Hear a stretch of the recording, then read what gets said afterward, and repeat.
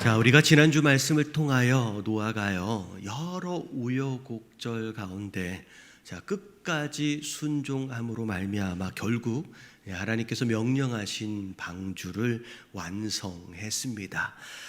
그래서 잠깐 우리가 그 노아의 방주가요, 방주 그림이 좀 있으면 좀 보여주시면 좋을 것 같은데, 사실 정확한 방주의 모양은 우리가 사실 알기 어렵지만 대략적인 설계 내용을 따라서 그리고 대략적인 크기를 따라서 볼 때 한 이렇게 생기지 않았을까라고 생각되어집니다.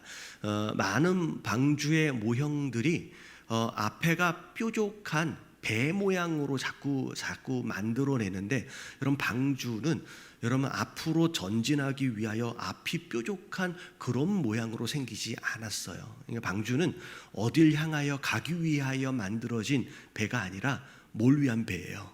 그냥 물 위에 떠 있기 위한 배예요. 그래서 정확하게 얘기하면 딱 네모 직사각형의 이제 상자 모양으로 생겼다라고 생각을 하시면 될 것 같고요. 자, 그래서 겉에서 보면 요런 모양새, 그리고 위로 이제 해서 안에를 보면 이제 3층으로 이렇게 구간을 나눠 가지고 이렇게 만들어졌다라고 생각하시면 될 것 같아요. 자, 그래서 이렇게 생긴 방주를 굉장히 오랜 시간 동안 제가 아무리 좀 길게 잡아도 한 80년 정도 될 것 같아요. 노아가 셈을 낳은 이제 나이와 그리고 그 다음 자녀들이 또 있고 그 자녀들이 또 커가면서의 시간들이 있어서 계산을 해보니까 주로 120년으로 좀 알고 있었잖아요. 120년은 아니고요. 이제 80년 정도 고 이하지 않을까라는 이제 계산이 좀 되어져요. 그래서 어쨌든 그렇게 방주를 지었습니다. 자, 그런 가운데 오늘 말씀의 내용을 보면, 자, 하나님의 명령하심을 따라서 노아의 8명의 가족이 이제 방주 안으로 이제 들어가게 됩니다. 자, 그리고 오늘 말씀의 내용들을 보니까 짐승들 또한 하나님이 노아가 짐승들 잡으려고 돌아다닌 게 아니에요. 하나님이 짐승들을 인도해서 방주 안으로 들어가게끔 하세요. 그리고 나서 내용을 또 보니까 하나님께서 직접 또 그 방주의 문을 닫으십니다. 그래서 노아가 짓기만 했지요. 그 다음에 하나님께서 알아서 다 하시고 계시는 모습들을 우리가 보게 되죠. 자, 그리고 난 뒤에 방주의 문이 닫히고 난 뒤에 바로 비가 오는 게 아니에요. 얼마를 기다려요? 말씀해 보니까 일주일 동안 방주 안에서 기다려요. 저는 이 말씀을 보면서 이 일주일이 되게 애가 타는 시간이 아니었을까. 그러니까 방주가 지어지는 과정은 방주를 짓느니라고 노아와 노아의 가족들은 정신이 없었을 거예요. 근데 다 지어놓고 방주 안에 들어가고 문까지 다 닫혔는데 기다려도 비가 안 오는 거예요. 그랬을 때 사실 오늘 하나님이 7일 후에 이제 비가 온다라고 말씀을 하셨으니 다행이지, 만약에 그 말씀을 몰랐으면 더 애가 탔을 거고요. 또 그 이야기를 못 들은 방주 바깥의 사람들은 무슨 생각을 했을까요? 그거 봐, 뭐 수십 년 동안 저걸 짓고 미쳤다라고 얘기를 했을 뿐만 아니라 들어가고 난 뒤에도 비가 아무리 기다려도 안 오잖아요. 얼마나 조롱을 했을까요? 얼마나 놀리고 욕하고. 아마 이 7일 동안이 진짜 쉽지 않았겠다라는 생각이 좀 들어져요. 자, 그런 가운데 일주일 후에 드디어 이제 비가 내리기 시작합니다. 자, 오늘 말씀을 보니까 비가 어느 정도를 왔냐면 40주야. 40일 동안 밤낮으로 쏟아지기 시작하는데, 자, 비만 온 것이 아니라 오늘 말씀을 잘 들여다보니까 기품의 샘이 터지고 그리고 하늘의 창문이 열렸대요. 그래서 이 내용을 잘 좀 정리를 해보면 이 기품의 샘은 아마 비만 내리는 게 아니라 이제 화산의 폭발과 더불어서 밑에 숨겨져 있는 샘물들이 또 터져 나오는 그런 상황들이 되었을 것으로 이제 예측이 되어지고요. 그리고 창조 당시에 궁창 위에 물과 아래 물이 있었잖아요. 아마 이때 당시에 궁창 위의 물, 하늘 위에 그 물이 창문이 열리는 것처럼 전부 다 쏟아져 내리지 않았을까 좀 생각이 좀 되어집니다. 자, 그래서 이제 그렇게 막 쏟아지고 밑에서 터져 올라오고 이제 난리가 나는 거예요. 그래서 그 물이 막 점점 이제 올라가는데 가장 높은 산보다 약 6m에서 7m가 더 올라갈 정도로 완전히 모든 산이 다 잠겨버렸다라고 이제 말씀이 나오죠. 그래서 23절을 보니까 지면의 모든 생물들을 하나님이 쓸어버리셨대요. 그래서 코로 숨을 쉬는 모든 생물이 사람을 포함해서 다 죽게 되어지는 상황이 이제 벌어진 겁니다. 자, 그런 가운데 오늘 말씀의 가장 중요한 부분 23절 제일 마지막 부분에 보니까 그렇게 모든 생물들이 짐승들이 다 죽는 상황 가운데서 자, 오직 노아와 그와 함께 어디에 있던 자들? 방주에 있던 자들만 결국 살아남았다라는 것이 오늘 말씀의 가장 중요한 부분이에요. 자, 오늘 우리에게 허락하시는 이 말씀을 통하여 하나님께서 우리에게 주시는 첫 번째 메시지가 뭐냐? 자, 1번 우리가 같이 한번 읽어볼게요. 다 같이 시작. 홍수 심판 가운데 유일한 살 길은 방주뿐이다. 오늘 말씀을 보니까 그 홍수로 인하여 코로 숨을 쉬는 모든 짐승들이 사람을 포함해서 다 죽었대요. 여러분, 살아남은 사람은 자, 어디에 있던 자들이에요? 방주 안에 있던 자들만 살아남았대요. 이런 말씀들을 읽다 보면 우리가 이제 여러 가지 상상력을 발동을 시키게 되잖아요. 어찌 보면 그 당시에 뭐 바다도 있고 강도 있었을 테니까 이 배라고 하는 것이 전혀 없지는 않았었을 거예요. 그래서 혹시나 비가 이렇게 막 내리는 상황 가운데서 비교적 조금 큰 배를 좀 찾아서 탄 사람들은 혹시 목사님 좀 살지 않았을까요? 좀 가능성은 없을까요? 뭐 그렇게 생각을 해볼 수 있잖아요. 생각 안 해보셨어요? 저는 이게 말씀을 읽으면서 그때 장면들을 막 생각해보고 여러 이제 다른 상황들을 상상을 해보거든요. 근데 지금 요즘 기후가 좀 이상한 것 같아요. 저는 오래 살아보지 않았지만 우리 어르신들한테도 물어봐도요, 이렇게 한국이 이렇게 더웠던 적이 별로 기억이 없으시대요. 이게 몇 주 동안 이렇게 더울 수 있을까? 근데 여러분, 캐나다는요, 여러분 비교적 서늘한 나라거든요. 근데 그쪽의 기온이 무슨 40몇 도까지 올라갔대요. 한 46, 7도까지. 그래서 이거 보니까 바깥에 세워놓은 그 쓰레기통이 플라스틱으로 되어 있는 경우에 그게 녹아내리더라고요. 별로 놀라시지도 않아요.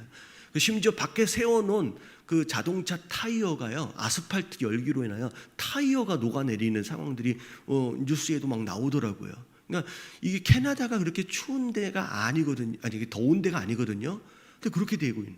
근데 중국은요, 지금 비가 너무 많이 내려가지고 물난리가 나는데 제가 동영상 뉴스나 이런 데를 보니까 와, 홍수가 나면 저렇게 되는구나. 이게 왜냐면 물이 이렇게 내리면서 그냥 물이 차곡차곡 쌓이는 게 아니에요. 여러분, 높은 곳에 있는 물이 낮은 곳으로 전부 다 이동을 하는데 밑에 내려가면서는 여러분 급류가 만들어지는데, 여러분 그 제가 동영상을 보니까 차가요, 아니 집들이요, 전부 다 쓸려 내려가더라고요. 그러니까 지금 하늘의 창이 열려서 쏟아지고요, 밑에 기품의 샘들이 터져가지고 뭐 지하수가 터져 나오고 용암이 터져 나오고 하는 이런 상황 가운데서 그냥 물이 차곡차곡 쌓이는 게 아니라 어떻게 돼요? 어마어마한 쓰나미와 더불어 물 소용돌이라 그럴까요? 막 쓸려 내려가는 거예요. 여러분, 그냥 웬만한 배는요 다 부서져 버려요. 그러니까 배를 탄다고 해가지고 적당히 잘 피해가면 살아남을 수 있겠거니 라고 생각할 수 있는 상황이 아니다라고 여러분 생각하시면 되고요. 그리고 25절을 보니까 자, 비가 너무 많이 와서 땅에 넘쳐나는데 그 넘쳐나는 날이 150일이래요. 여러분, 이게 약 한 5개월 정도 됩니다. 그리고 다음 주 말씀을 쭉 보면 자, 노아가 홍수를 경험했을 때의 나이가 600세예요. 근데 자, 물이 거쳤을 때의 상황을 보니까 창세기 8장 13절 앞에 부분을 보니까 601년 첫째 달이라고 나와 있어요. 그러니까 다시 말하면 거의 1년 정도가 물이 계속 차 있는 거예요.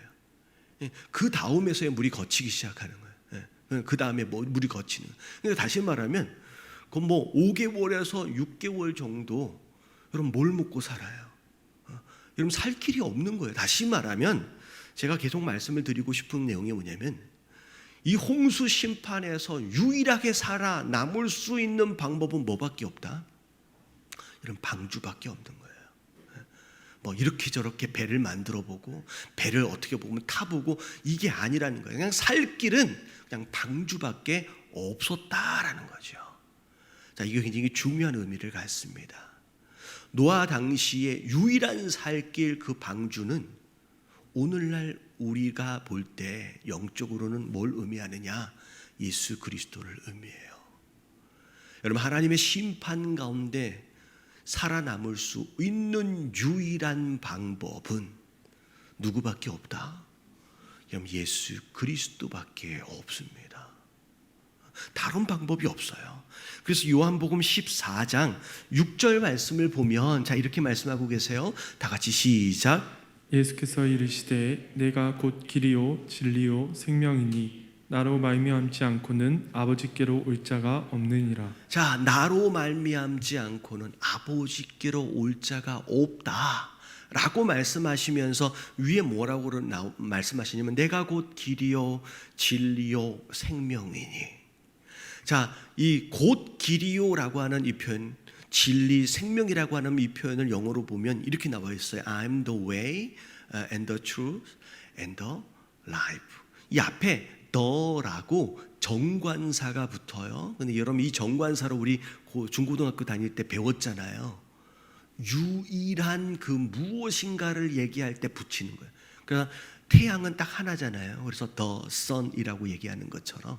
그래서 the way라고 하는 이 표현은 여러 많은 길 가운데 하나란 얘기가 아니라 많은 진리 가운데 많은 생명들 가운데 하나가 아니라 유일한 길, 유일한 진리, 유일한 생명이다라고 말씀하시는 거예요. 다른 방법, 다른 무엇인가로는, 다른 배로는 그 심판 가운데 살아남을 수가 없다라고 하나님 말씀하시는 거예요. 여러분 우리가 잘 알아야 돼요. 많은 사람들이 기독교에 대하여 이런저런 비판들을 합니다. 왜 너는 이렇게 독선적이냐? 왜 니네들만 구원이 있다라고 얘기하느냐라고 비판을 하잖아요. 근데 우리가 잘 알아야 돼요. 여러분 이건 우리의 생각이 아니라 우리가 하나님의 말씀이라고 믿는 이 성경이 그것만이 살 길이라고 말씀하고 계세요.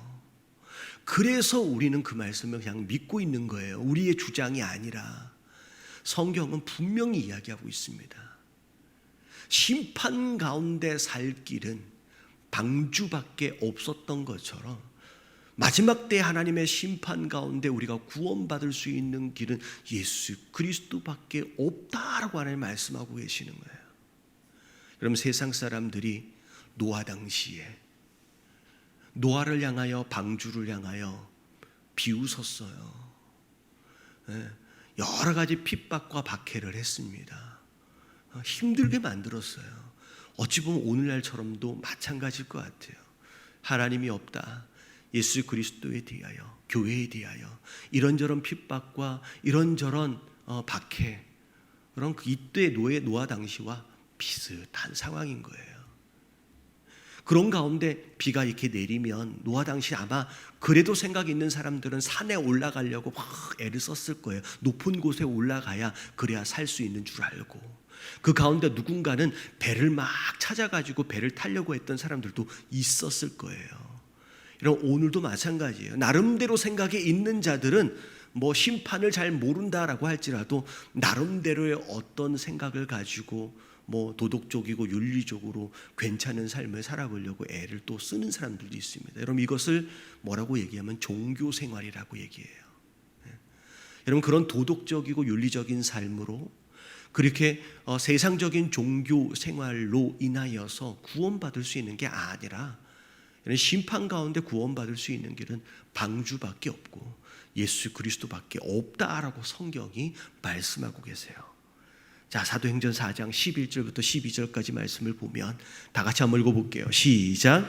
이 예수는 너희 건축자들의 버린 돌로서 진 모퉁이의 머릿돌이 되었느니라. 다른 이로서는 구원을 받을 수 없나니 천하 사람 중에 구원을 받을 만한 다른 이름을 우리에게 주신 일이 없음이라 하였더라. 건축자들이 돌을 버려버렸대요. 근데 그 돌이 예수님이에요. 여러분 이 이야기는 뭐냐면 방주에 탈 수 있는 기회는 있었다는 거예요. 예수 그리스도를 믿을 수 있는 기회는 있었다는 거예요. 그럼에도 불구하고 그들은 그걸 무시해버리고 그걸 버려버렸대요. 12절에 뭐라고 말씀하세요? 그 방주 외에, 그 예수 그리스도 외에는 구원받을 수 없대요. 천하 사람 중에 구원받을 만한 다른 이름을 우리에게 주신 적이 없다. 방주 외에 예수 그리스도 밖에 외에 다른 구원받을 수 있는 기회, 그런 상황은 없다라고 성경이 분명히 말씀하고 계세요. 노아 당시에 방주에 탔던 자들만 살아남을 수 있었던 것처럼 오늘 성경이 우리에게 말씀하고 계시는 것은 우리의 구원은 예수 그리스도밖에 없다.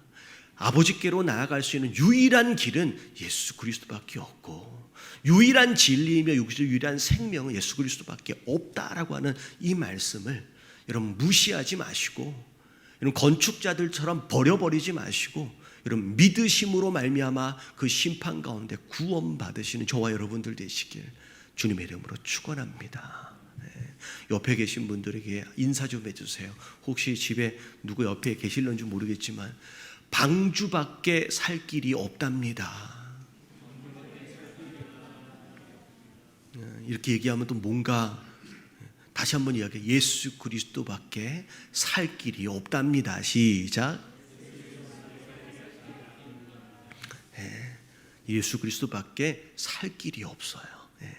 자, 이게 첫 번째 메시지예요. 자, 두 번째, 자 말씀 같이 한번 읽어볼게요. 다 같이 시작. 의로움과 정결함의 근거는 하나님의 은혜로 인하여 주어진 기회이다. 자, 뭐 읽어보니까 뭐 이게 이상한 말 같고 되게 복잡해 보이는데 여러분 간단한 내용입니다. 하지만 되게 중요한 내용이에요.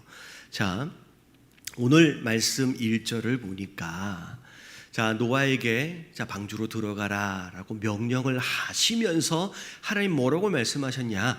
이 세대에서 네가 내 앞에 의로움을 내가 보았음이니라 라고 말씀하고 계세요. 자, 이 말씀을 통해서 그런 생각을 해보게 됩니다. 하나님께서 과연 노아로부터 무엇을 보셨을까? 그리고 무엇을 의로 여기셨을까? 분명히 하나님 말씀하셨잖아요. 네가 내 앞에 의로움을 보였다. 내가 그걸 봤다라고 말씀하시잖아요. 그러니까 도대체 노아는 하나님 앞에서 무엇을 보여드렸길래 그리고 그 무엇인가가 어떻게 의로움이 될 수 있을까라는 생각을 해보게 되는 거죠. 자, 히브리서 11장 7절 말씀 우리가 지난주에 함께 봤던 말씀이에요. 같이 읽어볼게요. 다 같이 시작. 믿음으로 노아는 아직 보이지 않는 일에 경고하심을 받아 경외함으로 방주를 준비하여 그 집을 구원하였으니 이로 말미암아 세상을 정죄하고 믿음을 따르는 의의 상속자가 되었느니라. 자, 간단하게 얘기하면 경고하심을 받았다는 얘기는 하나님께서 홍수에 대한 내용과 더불어 방주에 대한 명령을 받은 것을 이야기하는 거예요. 자, 그 얘기를 들었던 노아는 여러 가지로 어려운 상황, 이해되어지지 않는 상황이 있었음에도 불구하고 그 하나님의 말씀을 믿은 거예요. 그리고 그 믿음으로 인하여 방주를 끝까지 완성해 냅니다. 그래서 결국은 하나님께서 노아의 그 믿음과 노아의 그 순종을 뭘로 여기신 거예요? 이러면 의로 여기신 거예요. 노아가 얼마나 착하게 살았느냐, 노아가 얼마나 착한 일을 했느냐가 아니라 말씀하심과 명령하심을 믿고 순종한 그 노아의 모습을 의로 여겼다라는 거예요. 근데 더 중요한 건 뭐냐면 노아가 방주를 짓기도 전에, 아니 노아가 경고를 받기도 훨씬 더 전에 창세기 6장 8절에 이미 이런 말씀이 있었어요. 같이 읽어봅니다. 시작. 그러나 노아는 여호와께 은혜를 입었더라. 자, 무슨 얘기냐? 물론 노아의 믿음과 순종이 있었지만 그것보다도 훨씬 더 전에 이미 노아는 하나님께로부터 뭘 받은 자예요? 은혜를 받은 자였다는 것이 시작이에요. 그 하나님의 은혜 가운데 어떻게 보면 믿음으로 순종하는 그 반응을 보이는 것, 이것으로 인하여 결국 노아가 의롭다 하심을 그냥 입은 거라는 거죠. 자, 여기까지 여러분들 기억해 두시고 그 다음 명령을 한번 다시 좀 볼게요. 자, 2절을 보니까 그 다음 하나님의 명령하심이 쭉 이어집니다. 자, 너는 모든 정결한 짐승을 암수 7씩, 부정한 것은 암수 2씩 내게로 데려와라. 공중의 새도 암수 7씩 데려와라 라고 하나님 말씀하시면서 이 땅의 짐승들의 씨를 보존하시기로 이렇게 약속을 하십니다.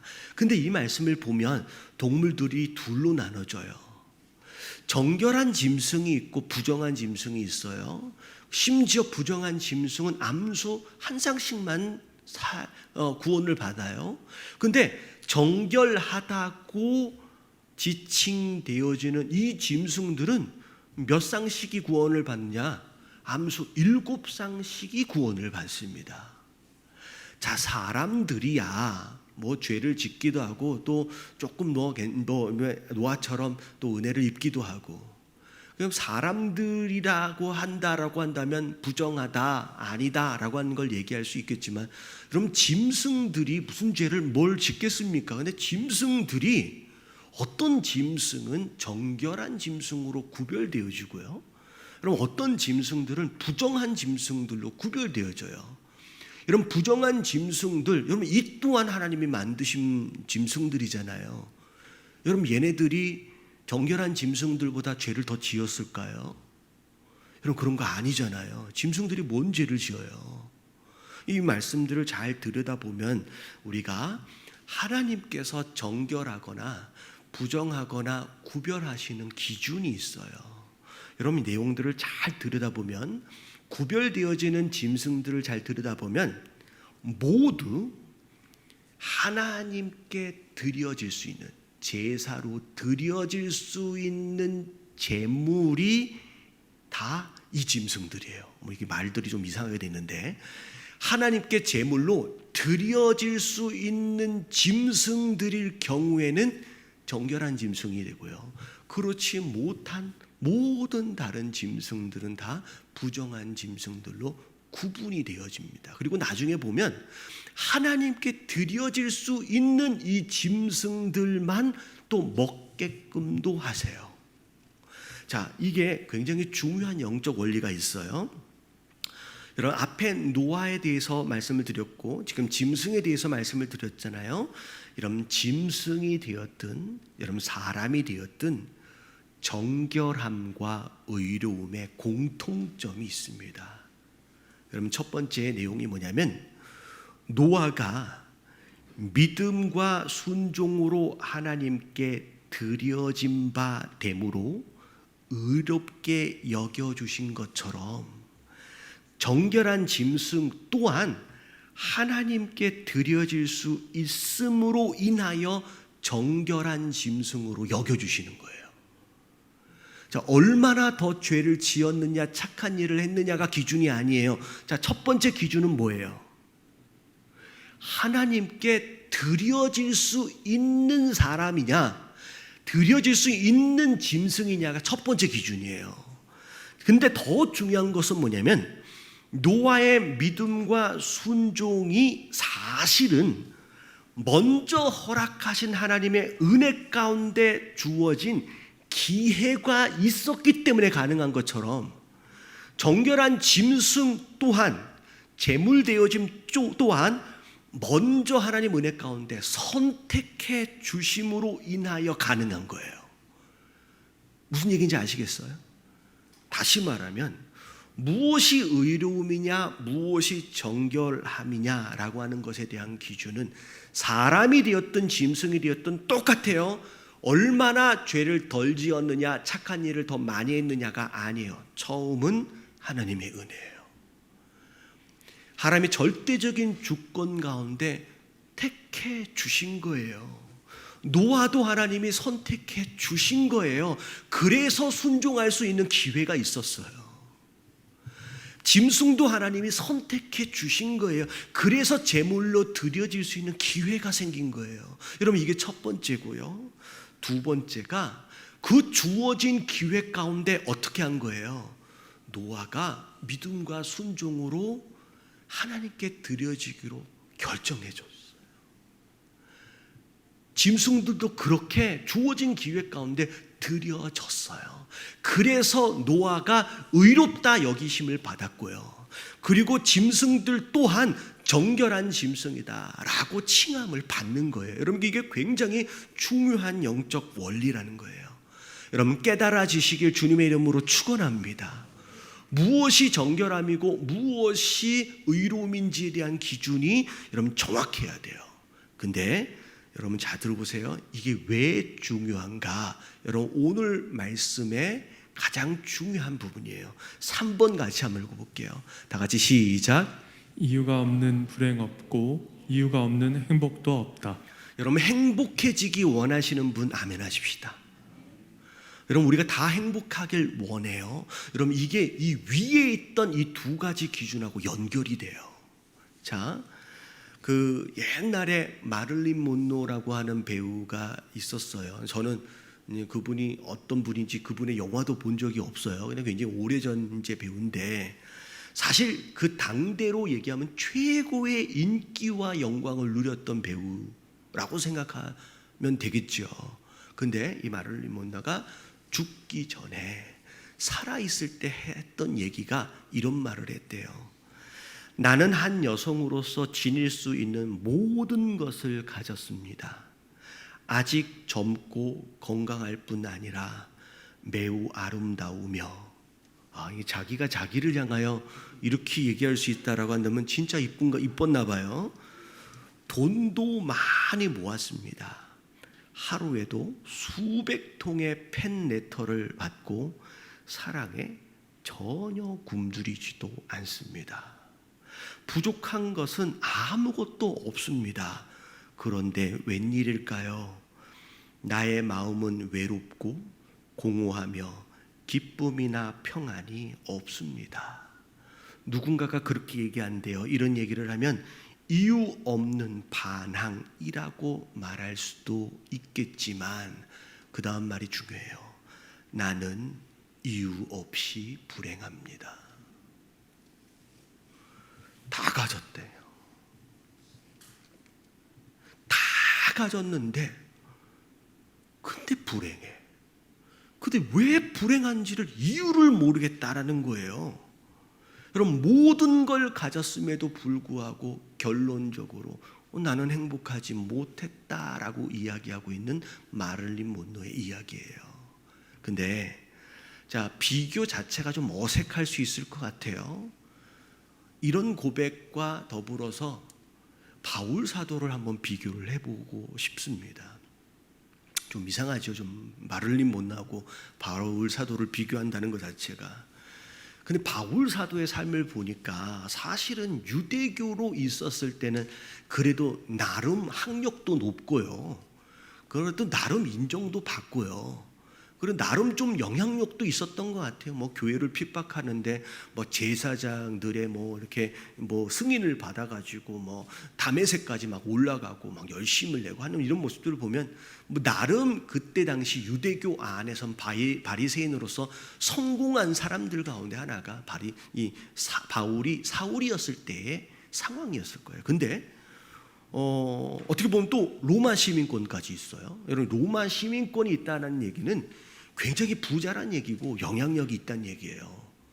이건 아무나에게 주는 게 또 아니잖아요. 그리고 나름대로의 재력도 있었던 것으로 생각이 되어집니다. 자, 근데 여러분 예수님 만나고 예수님 믿고 나서 여러분 이 바울 사도는 여러분 망해요, 사실. 여러분 유대교로부터 퇴출을 당하게 됩니다. 그리고 그동안 쌓았던 모든 학력, 다시 말하면 박사학위까지 다 받았는데 모든 것을 다 무효화시켜 버린 거예요. 모든 학력, 모든 경력, 이 모든 것들을 전부 다 박탈을 당해 버려요. 여러분 심지어 어떻게 돼요? 유대교로부터 심한 핍박으로 인하여 자기가 생명을 어떻게 보면 살아남기 위해서 도망쳐 다녀야만 하는 굉장히 어려운 삶이 돼버려요. 그리고 심지어 신민권이 있었음에도 불구하고 쫓겨다니면서 그동안 누려왔던 재정적인 풍요도 다 사라져버려요. 그래서 정말 먹고 살기 위해서 텐트 메이커야라 그랬잖아요.